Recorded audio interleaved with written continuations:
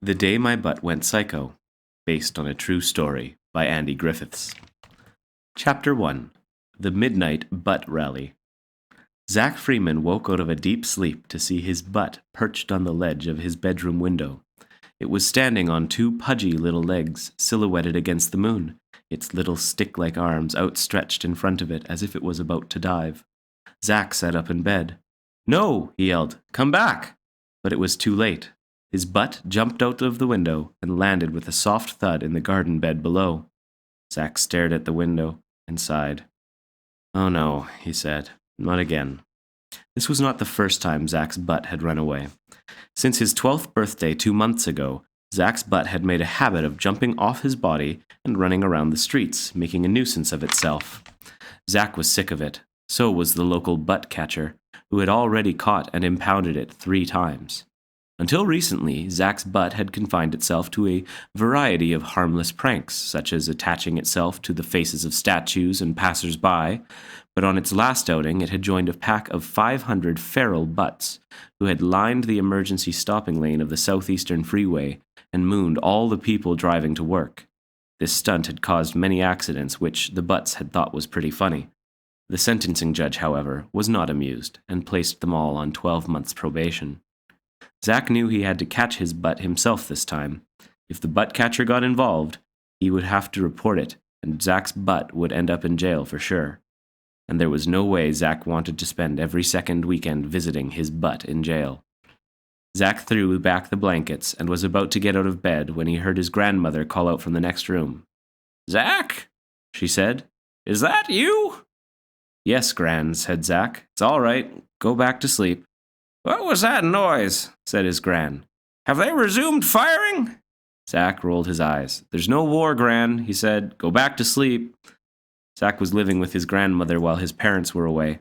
They both played in the wind section of the National Symphony Orchestra and went on tour 3 or 4 times a year, during which Zach would have to stay with his grandmother, sometimes for up to a month at a time. He loved his grandmother, but sometimes he wondered who was looking after who. "No war?" said his grandmother. "You mean the war's over?" "Yes," said Zach. He was used to this conversation. She was always talking about the war. Zach wasn't sure which war she was talking about, or how long ago it had happened, or whether it had even happened at all. All he knew was that it seemed real to her. "Did we win?" "Yes, Gran," said Zach. He figured that she would go back to sleep quicker if he just agreed with everything she said. "We creamed them." "That's good," said his grandmother. "I'll take over the watch. You get some rest. You've earned it, soldier." "Yes, Gran," said Zach. He couldn't tell her the truth. It would be bad enough talking to his parents about his butt, let alone his grandmother.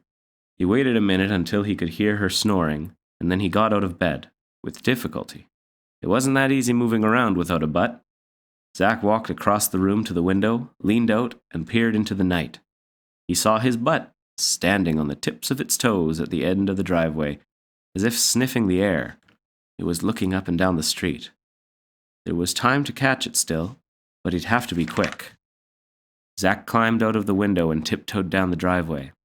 As he got closer, Zach realized he wasn't the only one trying to catch his butt. Mittens, his grandmother's cat, was crouched on top of the front fence, ready to pounce. "Uh-oh," said Zach. He wasn't sure who was in more danger, Mittens or his butt.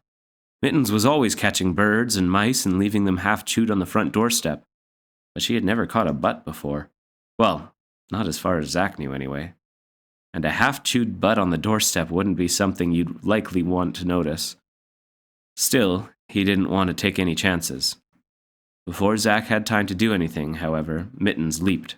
But Zach's butt was faster. It bent over, aimed itself directly at Mittens, and fired a loud, deadly stream of gas. Mittens fell to the ground. Zach's butt took off up the street, its little arms and legs pumping away like pistons. Zach was shocked. He knew that his butt had gone feral, but he'd never seen it kill anything before. He had to get it back. He knew that once a butt gets a taste for killing, it is very difficult for it to stop. But first he had to try to help Mittens. Zach hobbled over to the body and knelt down. Poor Mittens wasn't doing too well. Zach pulled her head back, pinched her nostrils, and was preparing to give her mouth-to-mouth resuscitation when Mittens coughed. She wasn't dead after all. She had just been stunned. Zack breathed a sigh of relief. So my butt isn't a killer, he thought. Not yet, anyway. In the distance, he could see the dark shape of his butt disappearing over the top of the hill. He got up, pulled the cord of his pajama pants as tight as possible, and ran after it.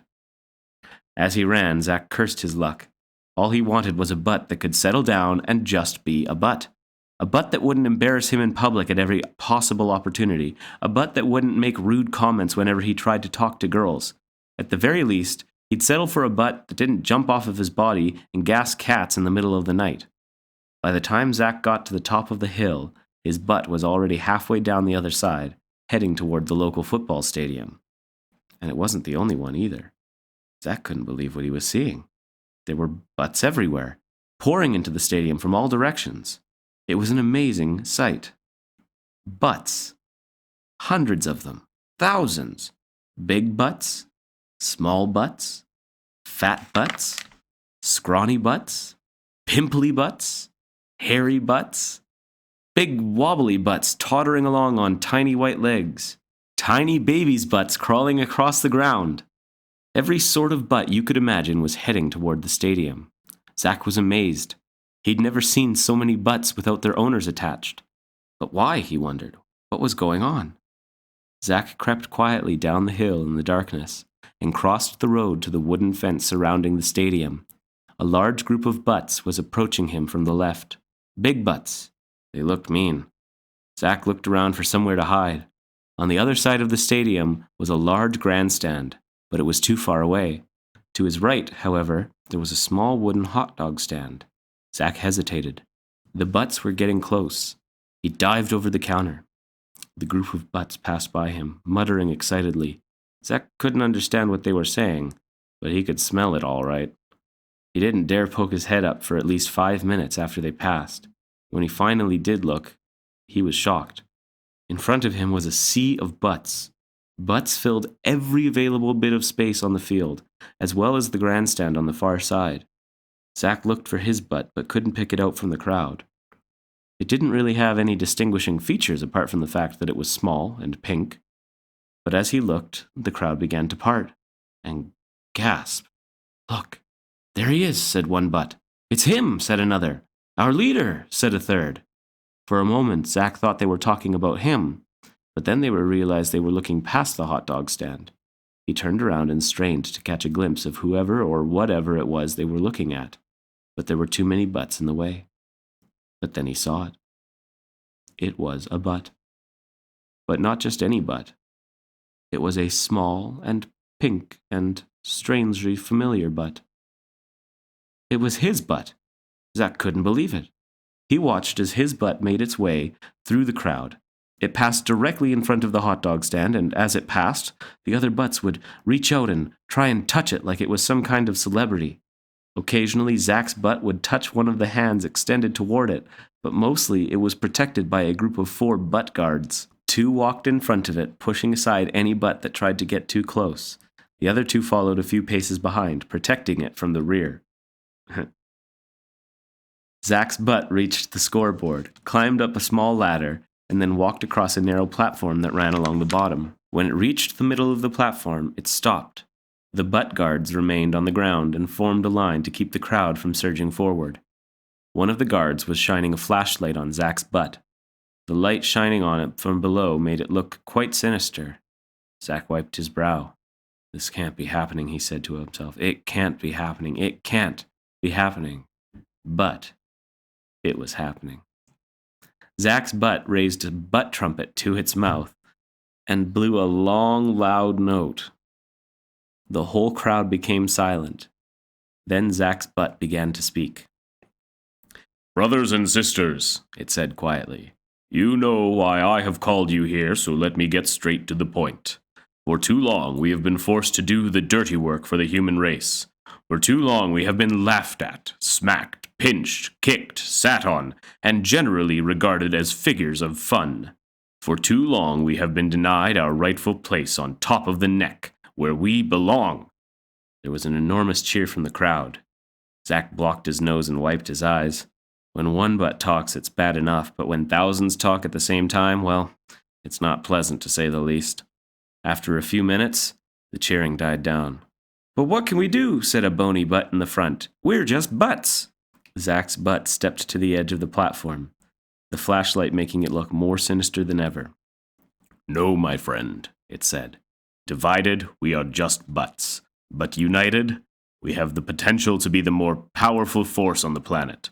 Right now, on an island in the sea of butts, butts from all over the world are working around the clock to fill an extinct volcano. When it is full, it will become the greatest buttcano in the history of the world. And when it erupts, it will be devastating enough to knock out every human being on Earth." Zach's butt paused, enjoying the dramatic effect its words had on the assembled butts.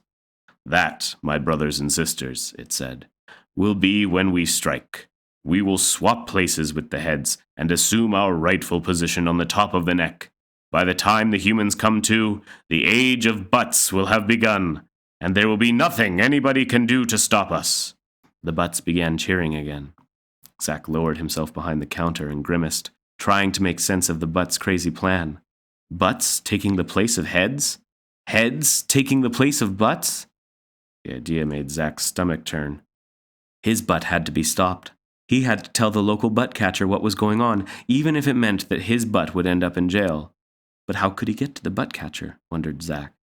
He was stuck in a hot dog stand surrounded by thousands of deranged butts. He wasn't going anywhere. He peeked over the top of the counter. Just then, a butt ran screaming through the gates, followed by the butt catcher. "Help!" called the butt. "He's got a butt magnet!" The butt catcher was holding what looked like a mini satellite dish in his outstretched hand. But as he entered the stadium, he stopped dead in his tracks, obviously stunned by the huge number of butts in front of him. He dropped the butt magnet and started to back away, but it was too late. The butts closed in around him. "Please, no," he begged. "Let me go." "Bring him to me," commanded Zach's butt.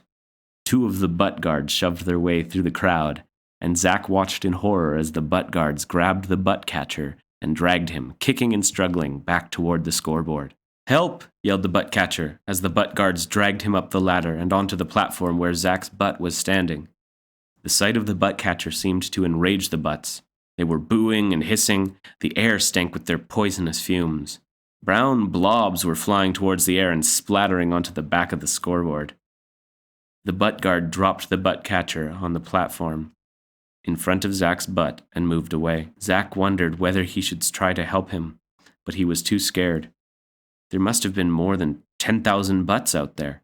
Even supposing that he could convince his own butt to give up its plans for world domination, and that was a big if, he didn't like his chances of trying to convince the other butts. They were in an ugly mood, and judging by the smell in the air, getting uglier by the minute. "Stand up, butt catcher," said Zach's butt. The butt catcher slowly stood up. His legs were trembling. "Let me go," he gasped. "Please?" "Why would I do that?" said Zach's butt. "So you can catch us all?" "Well, I was only trying to help you," said the butt catcher. "Help us?" said Zach's butt. "And how exactly were you trying to help us?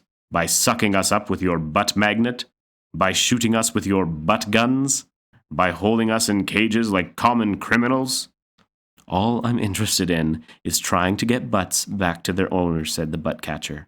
"It's my job." Zach's butt turned towards the crowd.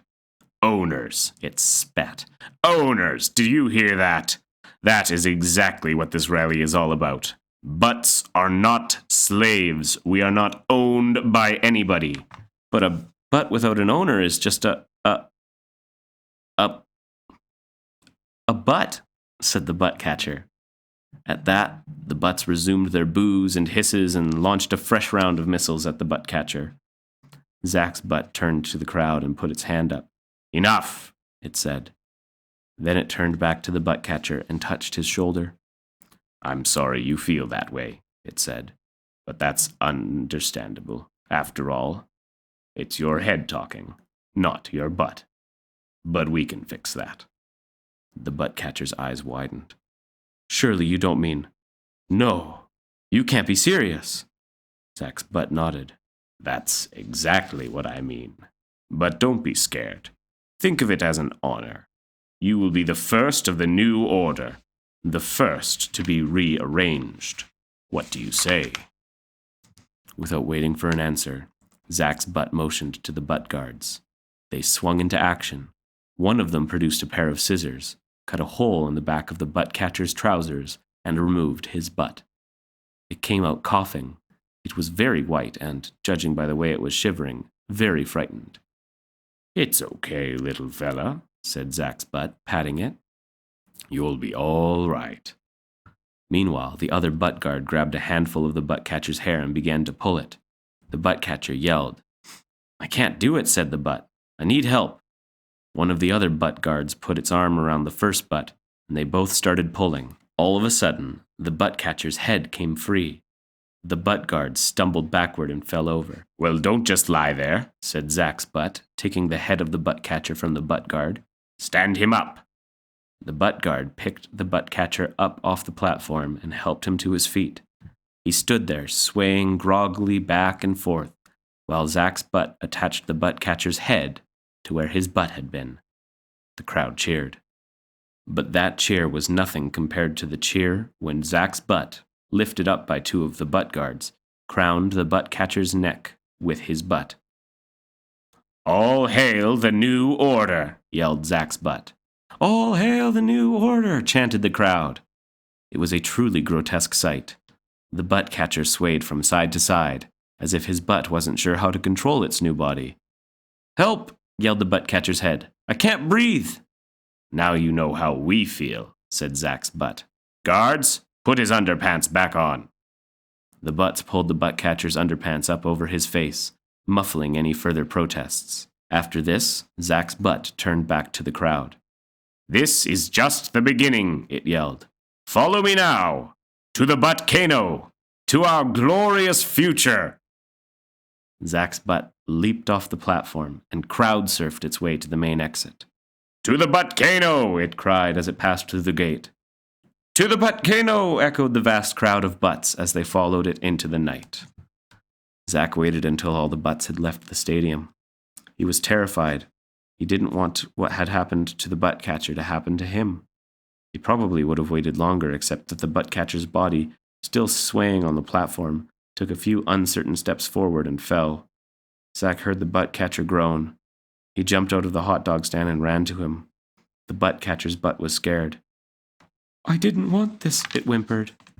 "I know," said Zach. "I saw the whole thing."